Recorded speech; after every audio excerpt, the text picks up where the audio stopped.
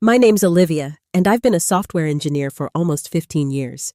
Not the type you see giving TED Talks or founding startups, just the kind that quietly builds the scaffolding behind someone else's success. I was the first one and last one out, the type who rewrites half the code base because it wasn't clean enough to sleep at night. The email came in on a Thursday morning. I was 3 sips into my coffee, still in my robe, still thinking about a bug I hadn't squashed the night before. The subject line was blank, and the body of the message had just one sentence centered in default font: "Your services are no longer required."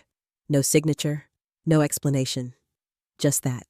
15 years, hundreds of weekends, missed birthdays, endless lines of code, and my entire identity wiped away with one click from someone too cowardly to even type my name. It felt like getting sucker punched in the chest, like the air had been stolen from the room before I could scream. At first, I thought it was a mistake. I refreshed the page, checked the sender's domain, and reread the message in case my mind had added extra cruelty. But it was real. I sat there for a long time, staring at the screen, waiting for something else to happen. A follow-up. A call. Sorry. Nothing came. I didn't cry. Not then. Instead, I shut the lid of my laptop slowly, like it might explode if I moved too fast. I stood up, wandered into the kitchen, and poured dry Cheerios into a chipped mug. It was all I had the energy for. I chewed slowly, each crunch echoing louder than it should in the silent apartment. The place looked like I felt half-lived and half-abandoned. There were unfolded clothes on the armrest, empty water bottles near the couch, and a calendar on the fridge still stuck on the month before. I hadn't changed it because it still felt like time had stopped the day they fired me. I didn't leave the apartment for days. My sweatpants smelled like unwashed grief and missed deadlines, and my hair felt like it had become part of the pillow. My ThinkPad sat on the table with 3 keys, missing one stuck in permanent caps lock, mocking me with every accidental shout typed in a job search bar. I kept opening job listings like they were magic doors that might take me somewhere I mattered again. But they all read the same. Fast-paced. Rockstar. Must know 12 frameworks and accept stock options like it's charity. I applied to a few. Never heard back. Not even a rejection. Just silence. Sometimes in the quiet, I wondered if maybe I deserved it. If I had stayed too long. If I had missed some signal that I was already obsolete. But then I'd remember the nights I coded through migraines, the weekends I sacrificed the architecture I designed when no one else could make sense of it. That wasn't nothing. That was everything. And yet I was treated like a disposable line in a budget spreadsheet. One keystroke and gone. I started avoiding my phone. Every buzz felt like a new layer of humiliation. Friends asked if I was okay. Recruiters pretending to care while trying to fill a quota. It all sounded the same. I'd lie on the couch with my cat asleep on my chest, trying not to move because I didn't want to disturb the only living thing that still wanted to be near me. I stopped watching TV. The noise felt too sharp. I stopped checking the news. It all felt like it belonged to a world I wasn't part of anymore. There was a moment somewhere between week 2 and 3 where I considered giving up tech entirely. Selling everything. Moving somewhere no one knew my name. Maybe start a dog-walking service in a small town. Anything to escape the hollow echo of being erased. But I didn't. Not because I felt strong or brave or resilient, but because of something smaller. Stubbornness. I couldn't let them be the last voice in the room. I couldn't let that one-line email be the epilogue to my story. So I started digging through my old drives, looking through old files like a ghost sorting through the ruins of her own past.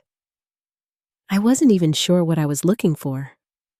Maybe some fragment of meaning, maybe proof that I had once mattered.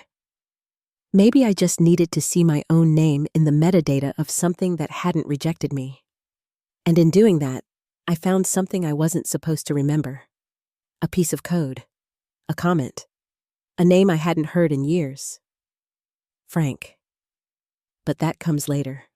What matters now is that I was erased. Silently. Coldly. Like I had never been there. And if that's happened to you, if you've ever felt like you were written out of your own story, let me tell you something. You're still here, and they're not the ones who get to write the ending. You are. It started like most of my bad habits, doom-scrolling tech news with one eye and refreshing the job board with the other. I wasn't expecting to feel anything. Most headlines blended into a dull buzz, but then I saw it. Buried beneath an article about startup layoffs and a think piece on AI ethics there, it was IPO deal delayed due to internal platform audit complications. I stared at it for a full minute. The name of the company wasn't mentioned outright, but the timing was too perfect. It had to be them. My former employer.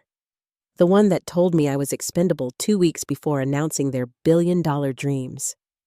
A text popped up. It was from Mark, a back-end dev that I used to eat sad sandwiches with during release crunches. They're scrambling, the message read. Codebase flagged during due diligence. Something to do with the original platform logic. My chest tightened. I hadn't touched that code in over a year, but I could still see it in my mind. The architecture, the decisions, the invisible fingerprints that only a dev who bled through the sprint would notice. I opened my laptop and hesitated. Then I reached for the dusty drive I hadn't touched since packing up my desk. The casing was scratched. I had used it to mirror backups mostly out of habit and paranoia. Legal had always said to wipe everything after deployment, but I never did. A part of me never trusted the system, and now, for the first time, that seemed like the smartest decision I ever made. I plugged it in. The light blinked weakly like it had just woken up from a coma. I clicked into the old directories following a path that used to be second nature. Source.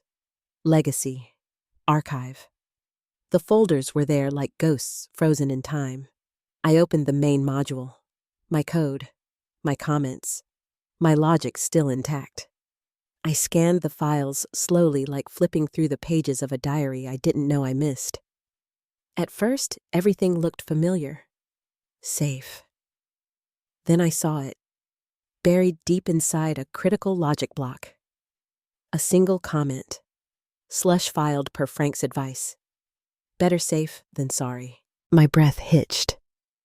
Frank. That name hadn't crossed my mind in years. He was my mentor, the weird wizard of the architecture team, paranoid and brilliant. He never trusted anything with a brand logo, and once called two-factor authentication a false sense of security. He also vanished right after we shipped that release. I kept reading. The file hadn't been touched since. No one had updated the header.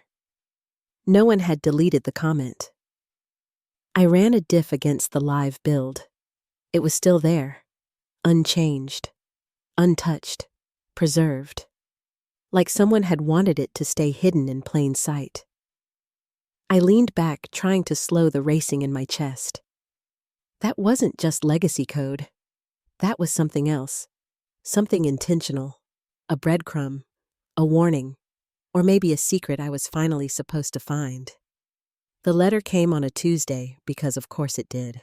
Tuesdays always felt like the emotional landfill of the week, and this one brought a certified envelope with a law firm's logo stamped across the top. My first thought was that I was being sued for something ridiculous like defamation by emoji or unauthorized sarcasm in a Slack thread. I opened it with the same care you'd use to defuse a bomb. Inside was a formal request from a legal firm representing my old company, asking to discuss the transferability of patent US 921N7-04421. I blinked at the number. It meant nothing to me. I'd never filed a patent in my life, not officially, not that I remembered, but something in me itched. I typed the number into the USPTO database and hit enter. The page loaded slowly like it was trying to build suspense. Then it appeared. Title: Dynamic Load Optimization in Modular Distributed Systems. Primary inventor, Olivia M. Reyes. Me. I sat there staring at my own name like it was a stranger. It wasn't co-listed with the CTO, not buried under a pile of executives who hadn't written a single line. It was just me, filed 5 years ago. I checked the filing date again. That was the year Frank left.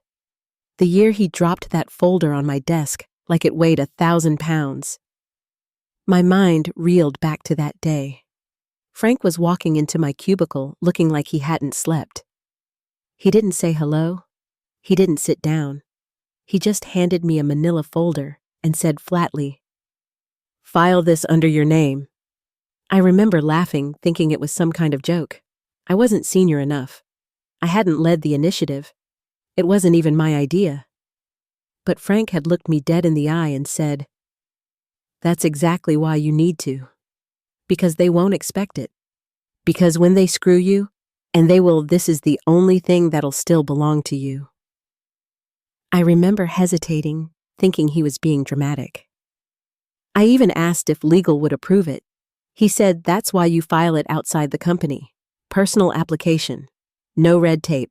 At the time, I thought he was being paranoid. The kind of guy who kept cash in books and backed up his backups twice. But now, sitting there in my apartment with a $12 checking balance and an inbox full of rejections, I realized he had seen this coming. He'd known. And more than that, he had made sure I'd have the last word. That code they were fighting over. That architecture was what their IPO depended on. It wasn't just work I'd done for them. It was mine. Legally. Fully. They built an empire on top of my design, and now the ground beneath them was cracking. Because the one thing they thought they owned had quietly been mine all along. And they had no idea.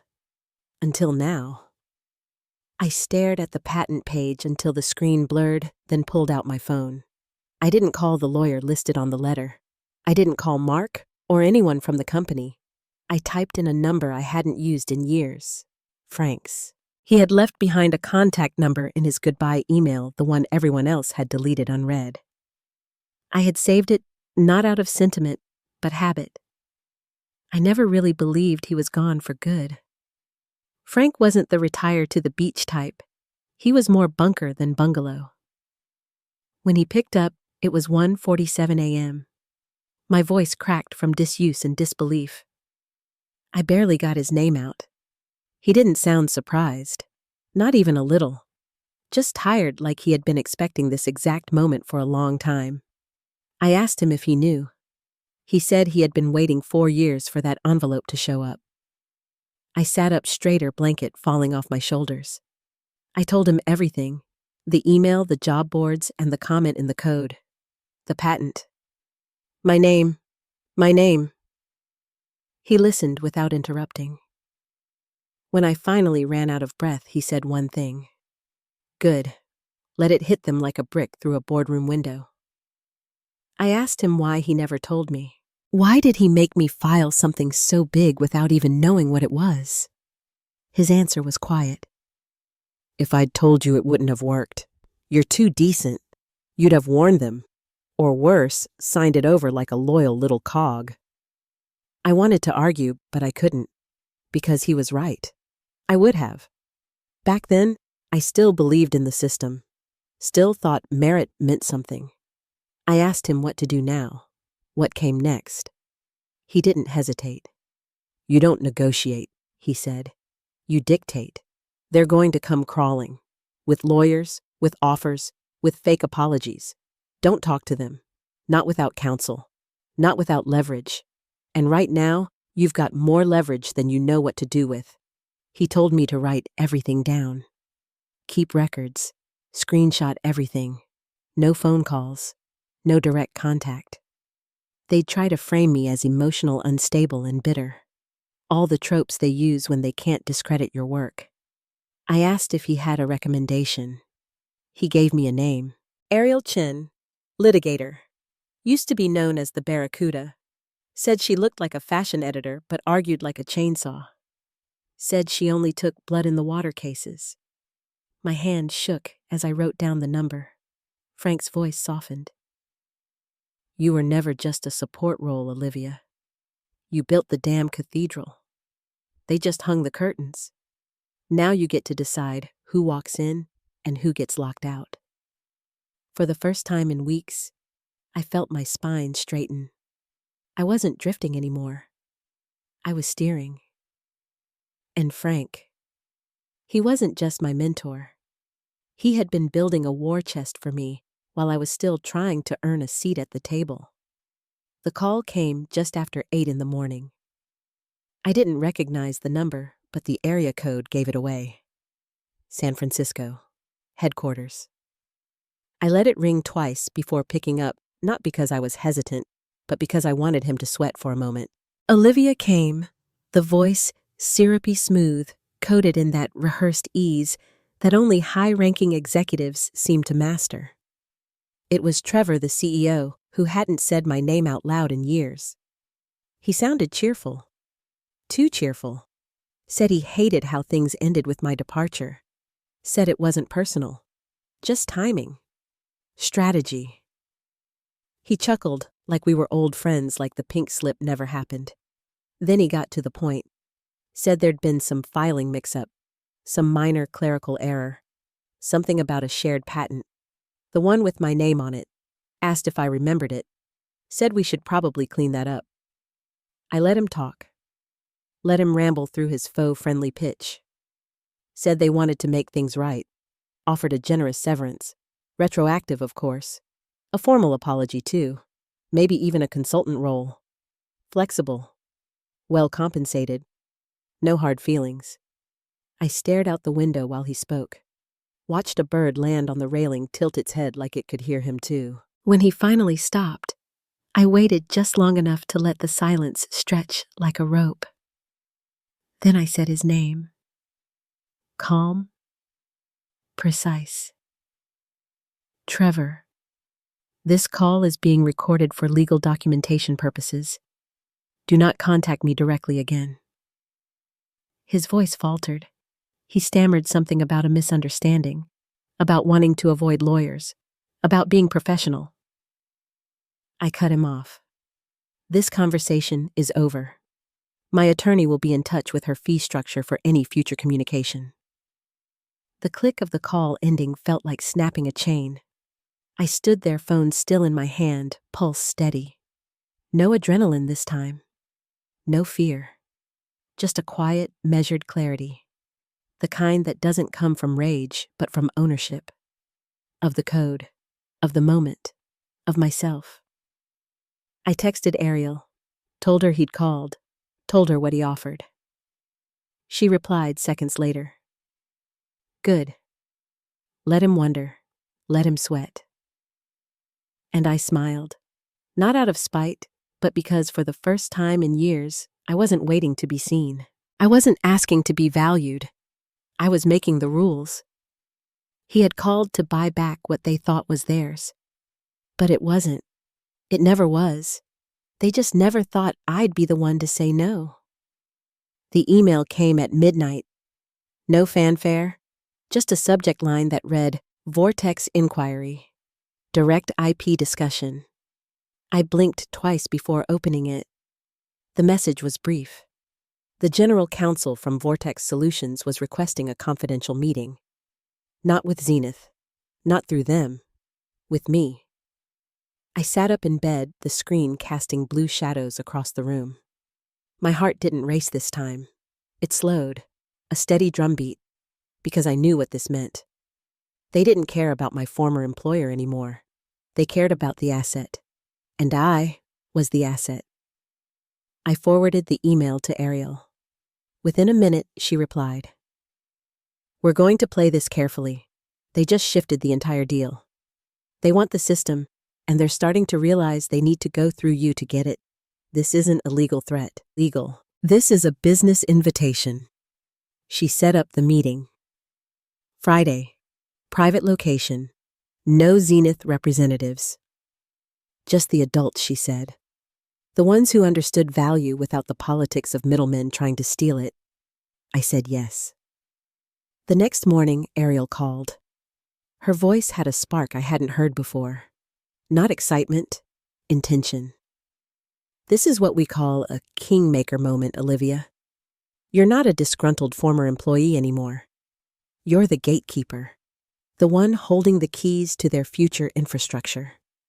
I sat at my desk, coffee going cold beside me, rereading the email. The words were clean, respectful, strategic. It wasn't a favor. It was an invitation to the table. My table now. The shift was subtle but seismic. Just days ago, I was jobless eating cereal from a mug, wondering if I'd wasted a decade. Now I was fielding calls that once would have gone to a dozen suits who never even knew my middle name. I called Frank. Told him what had happened. He didn't gloat. He just said one thing. Told you they'd come knocking. They always do. What matters is how you answer.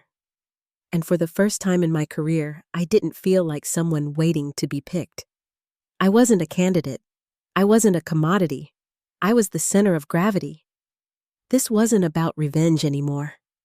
This was about control. And I had it. Not because someone gave it to me, but because I kept the receipt when no one thought I mattered. The deal had changed. The map had redrawn itself. And somehow, I had become the territory. The conference room was all glass and gloss, the kind of sterile that tried too hard to feel expensive. I walked in beside Ariel, both of us sharp in tailored black. Trevor was already seated, flanked by two men in suits too stiff to breathe. He smiled when he saw me, the kind of smile meant to disarm, to pretend the knife hadn't been his. He stood up, hand extended, like this was some friendly reunion. I didn't take it. I sat. Ariel sat. We waited. He cleared his throat, tried to lead with charm. Said things like unfortunate misunderstanding and valued contributions. The lawyer beside him slid a document forward. A generous offer, retroactive bonus, patent retribution, consultant title, press credit, all wrapped in a big bright bow of corporate contrition. I picked up the document like it was a napkin, flipped through it lazily, then looked up and met his eyes. Calm, direct, even. I built your core architecture while skipping sleep and spoon-feeding my mother during chemo. You fired me by email. No name, no thanks. Just silence. Trevor started to speak, but I held up a hand. No more scripts. No more spin. I pulled out a single page from my folder and slid it across the table. This is a notice of exclusive negotiation. With Vortex. They've opted to license the patent directly from me, because I own it, because they no longer need Zenith. The room shifted. I saw it in their posture. Trevor's hands tightened. The lawyer blinked fast. Ariel didn't say a word. She didn't need to. The contract was clean. Final. It shut the door they were trying to sneak through. Trevor leaned forward, voice softer now, like he was still reaching for control. Said we could all still benefit. Said the press didn't need to know. I leaned in too. Your board is going to crucify you. Your shareholders will eat what's left. You don't get to rewrite the history you tried to erase.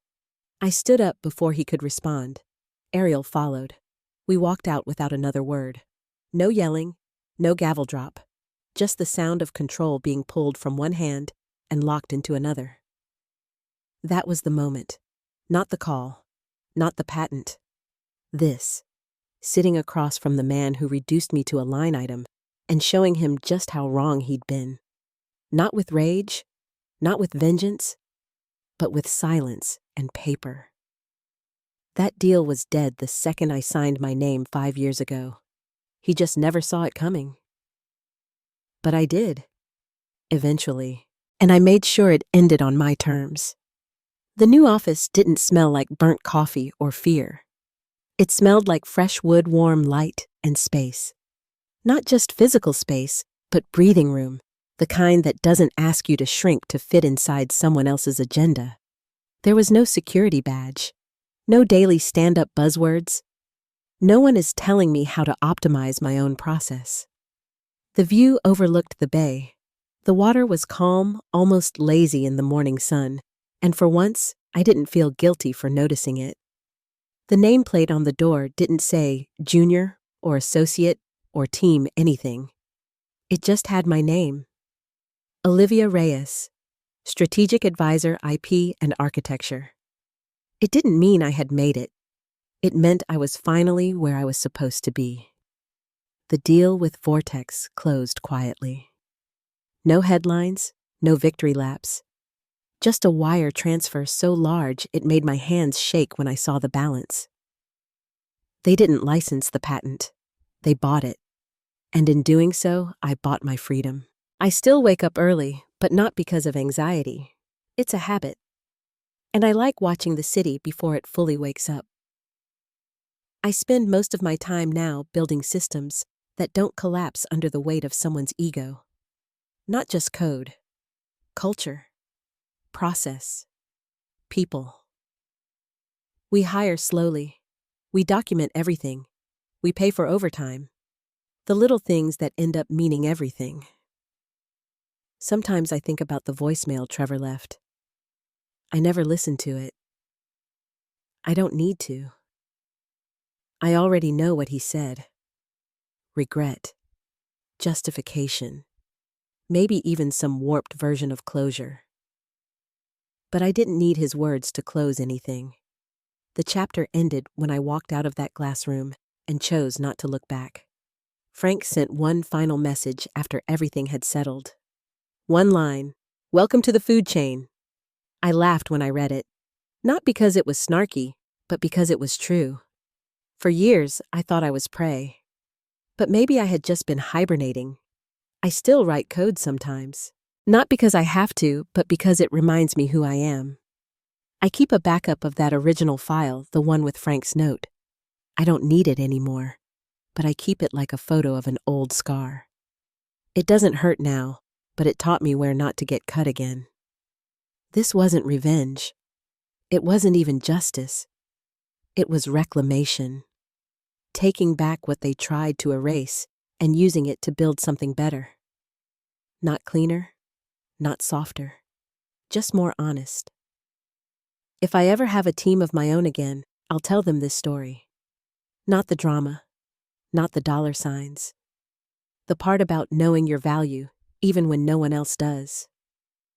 I didn't win because I fought harder. I won because I remembered who I was before they made me forget.